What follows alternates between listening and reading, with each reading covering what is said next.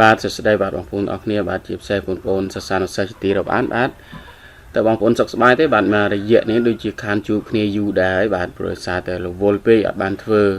វីដេអូបាទមិនដឹងថាយូរដែរបាទមួយខែចូលជិតមួយខែហ្នឹងមួយខែបាទអញ្ចឹងវីដេអូមុនគឺ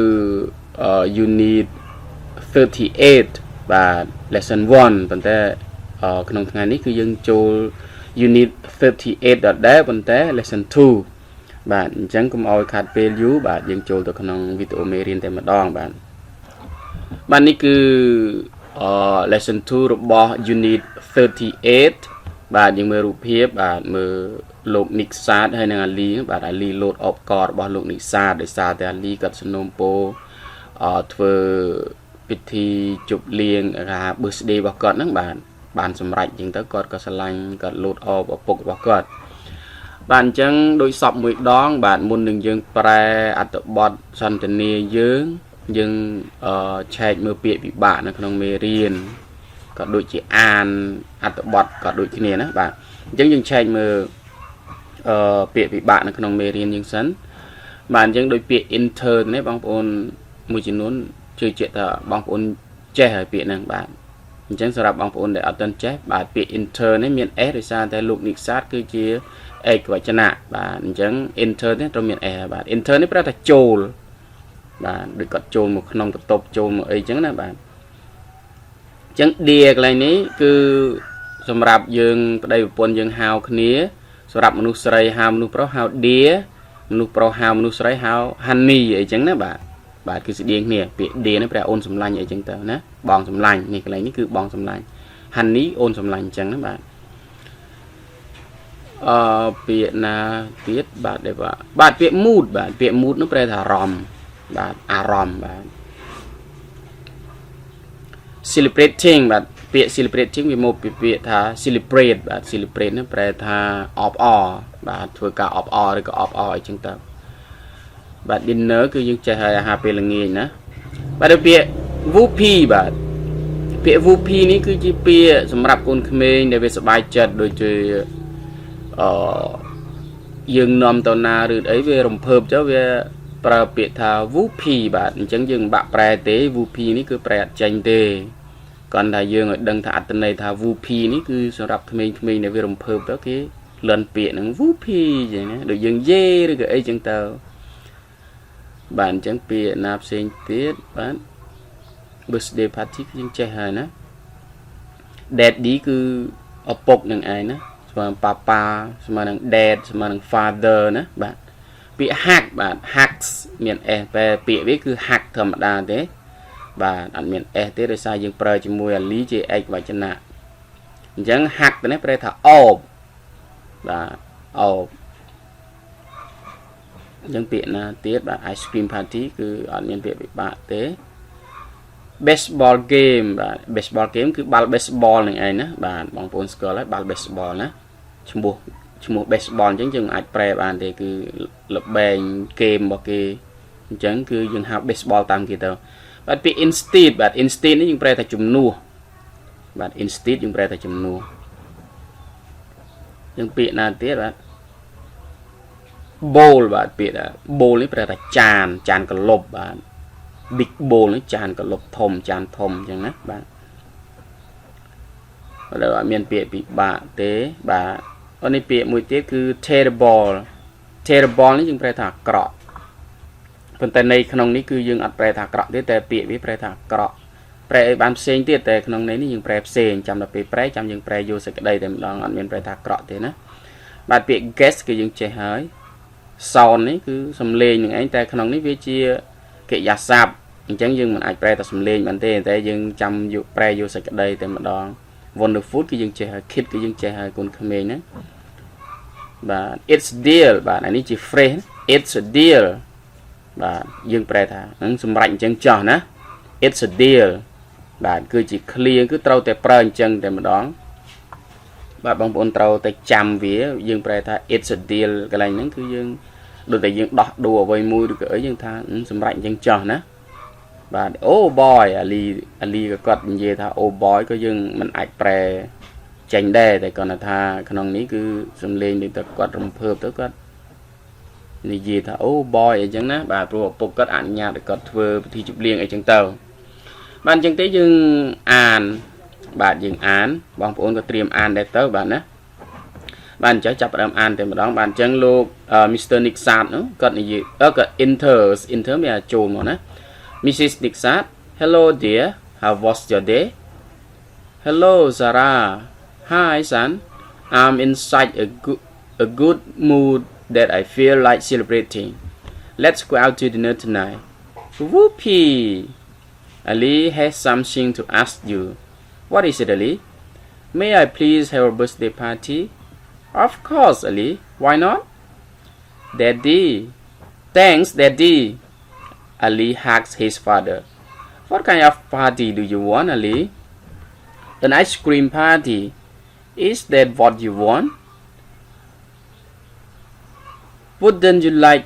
to go to a baseball party baseball game instead Daddy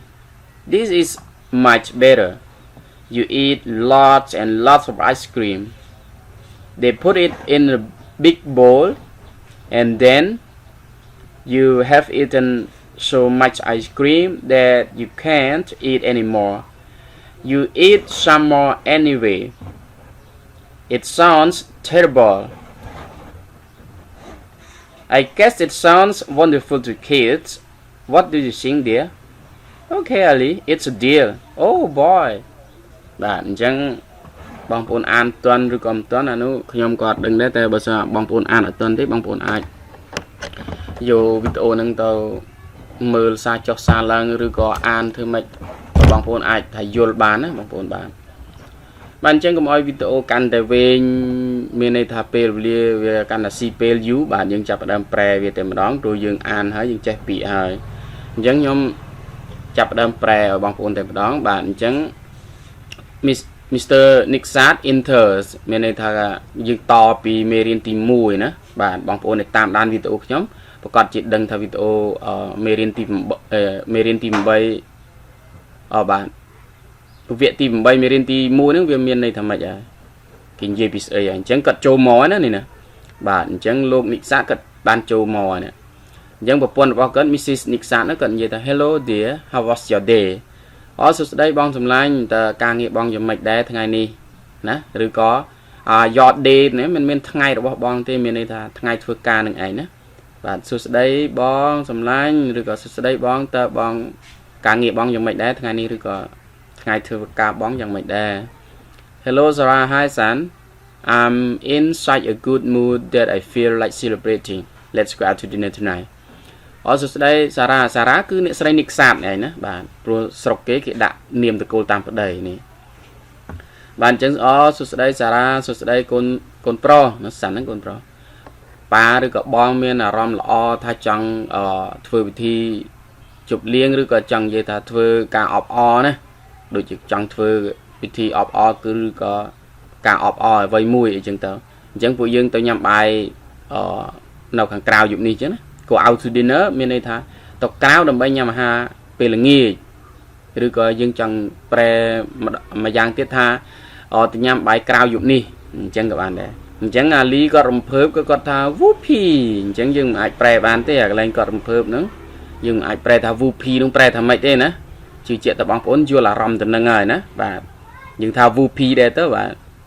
យើងអាចបងប្អូនអាចថាយេឬក៏អស្ចារ្យណាស់ឬក៏អីស្រេចបងប្អូនយល់ទេអាកន្លែង whoopee បាទអញ្ចឹងអាលីគាត់ whoopee ហើយណាបាទហើយអ្នកស្រីនិកសាតក៏គាត់ថា Ali has something to ask you ថា Ali មានរឿងចង់សុំបងឬចង់សុំអ្នកបើសម្រាប់ប្តីប្រពន្ធគឺយើងថាបងអូនអញ្ចឹងទៅណាបាទ Ali មានរឿងខ្លះចង់សុំបង What is it Ali តើជារឿងស្អីតើ Ali May I please have a birthday party ថាតើខ្ញុំអាចសុំធ្វើពិធីជប់លៀងខួបកំណើតបានទេអា birthday party ចង់និយាយថាក្នុងថ្ងៃខួបកំណើតគេធ្វើពិធីជប់លៀងអីចឹងណាបងប្អូនបាទបងប្អូនយល់ហើយ birthday party នោះបងប្អូនសឹងទៅកូនក្មួយអី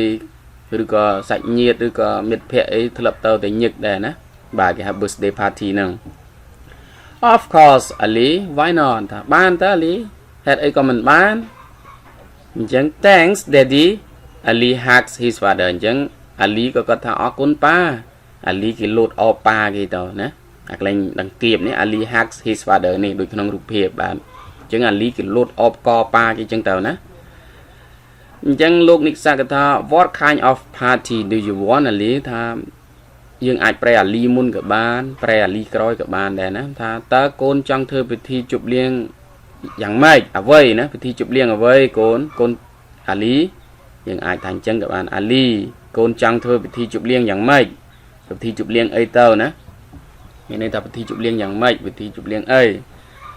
អញ្ចឹង Ali ក៏ថា an ice cream party អញ្ចឹងកូនចង់ធ្វើពិធីជប់លៀងបែបញ៉ាំការ៉េមអីចឹងណាបាទបែបការ៉េមបាទអញ្ចឹង ice cream party គឺយើង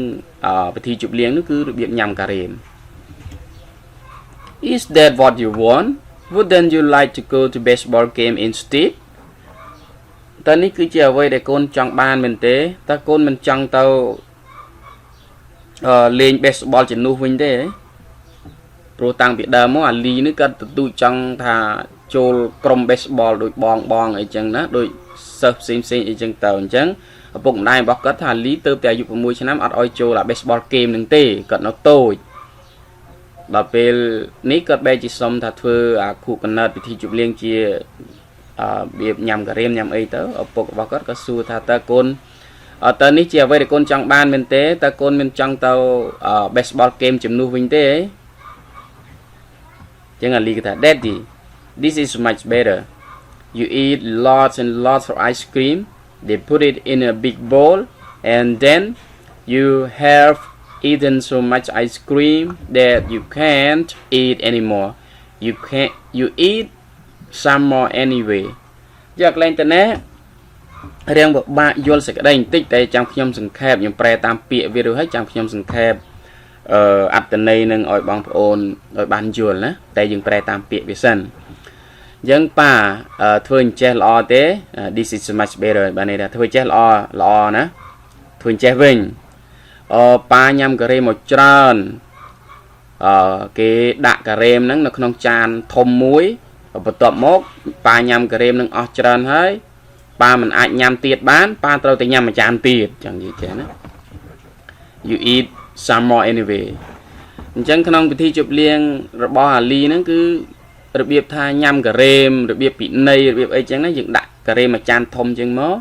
បើសិនតែយើងញ៉ាំមួយចានហ្នឹងអត់អស់ហើយត្រូវញ៉ាំមួយចានទៀតអញ្ចឹងណាក្នុងន័យហ្នឹងគឺគេចង់និយាយចឹងតែបើសិនតែនេះគេដាក់ពិន័យថាបើញ៉ាំមួយចានហ្នឹងអត់អស់ទេត្រូវញ៉ាំមួយចានទៀតភ្លាមថែមមួយចានទៀតបាទអញ្ចឹងលោកនិកសាទគាត់ថា it sounds terrible លេងអញ្ចឹងដូចអកើតទេដឹងអីឬក៏លឺអញ្ចឹងដូចជាអាក្រក់ណាយើងប្រែអញ្ចឹងវាពិបាកស្ដាប់ណាដូចពាក្យ terrible យើងប្រែថាអាក្រក់មានទេបងប្អូនបាទអញ្ចឹង it sounds terrible ថាវាមានសំឡេងអាក្រក់ឬក៏លឺអញ្ចឹងថាអាក្រក់យើងប្រែអញ្ចឹងវាអត់សមសេចក្តីអត់ស៊ីគ្នាទេអញ្ចឹងថា it sounds terrible យើងថាលេងអញ្ចឹងដូចអត់កើតទេឬក៏លឺអញ្ចឹងដូចជាមិនសមរំឬក៏វាពិបាកណាកុំលេងអញ្ចឹងណាឬក៏លេងអញ្ចឹងអត់កើតទេដល់អ្នកស្រីនិកសាគេថា I guess it sounds wonderful to kids what do you think dear ដល់លោកស្រីនិកសាគេថាអូនគិតថាវាដូចជាសប្បាយសម្រាប់ក្មេងណាធ្វើអញ្ចឹងសប្បាយសម្រាប់ក្មេងណា wonderful វាប្រែទៅអស្ចារ្យណាឮអញ្ចឹងដូចជាអស្ចារ្យសម្រាប់ក្មេងបើយើងថាអូនគិតថាវាសប្បាយណាសម្រាប់ក្មេងតើបងគិតមិនដែរ what do you think dear តើបងគិតមិនដែរ Okay Ali it's a deal តាអូអញ្ចឹងក៏អញ្ចឹងទៅ Ali ណាសម្រាប់ថាអញ្ចឹងណាit's a deal នេះប្រែថាសម្រាប់អញ្ចឹងចោះណាoh boy អាហ្នឹងក៏យើងមិនអាចប្រែចេញដែរណាយើងមិនមែនថាអូកូនក្មេងឬក៏អូក្មេងប្រុសមិនមែនទេយើងមិនបាច់ប្រែតែអាហ្នឹងអានេះវាជាភាសារបស់ក្មេងដែលគេសប្បាយចិត្តទៅគេរំភើបទៅគេថាអូ boy អញ្ចឹងដូចវូភីអញ្ចឹងណាបាទអញ្ចឹងក្នុងការសន្ទនាហ្នឹងគឺមានតែប៉ុណ្្នឹងឯងបងប្អូនណាសង្ឃឹមថាបងប្អូនអាចចាប់ទន់ណាបាទមានតែប៉ុណ្្នឹងឯងបាទអរគុណបាទសម្រាប់ការទស្សនាវីដេអូតាំងពីដើមរហូតដល់ចប់បាទបើសិនមានកំហុសឆ្គងឡើយណាបាទសូមបងប្អូនខន្តីអភ័យទោសផងហើយបើសិនមានសំណួរបងប្អូនអាចសរសេរក្នុង comment ខាងក្រោមវីដេអូបានបាទខ្ញុំបាទនឹងឆ្លើយតបទៅតាមលទ្ធភាពអាចធ្វើទៅបានណា បាទសម្រាប់ពេលនេះបាទខ្ញុំបាទ Sitha សូមអរគុណសូមជម្រាបលាបាទ